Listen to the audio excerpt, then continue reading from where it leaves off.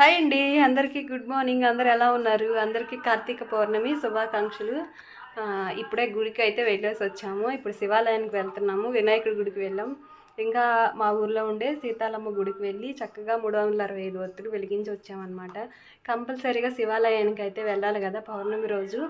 ఇప్పుడు వెళ్తున్నాం అనమాట. లక్కీ ఏంటంటే మా సాయి స్కూల్ లేదు, లేకపోతే ఈ పాటికి లంచ్ బాక్సులు పెట్టి హడావిడిలో ఉండాలి. ఆ పరుగులు తీయటం లేదు, ప్రశాంతంగా వెళ్ళి రావచ్చు. అందుకే వెళ్తున్నాం అనమాట. మీరందరూ గుడికి వెళ్ళారా? వెళ్తే కామెంట్ చేయండి. అసలు కామెంట్సే రావట్లేదు, లైక్లు ఇవ్వట్లేదు. ప్లీజ్ లైక్ చేయండి, సబ్స్క్రైబ్ చేసుకోండి. రాత్రి లైవ్ చేశాను, చాలామంది మిస్ అయ్యారు.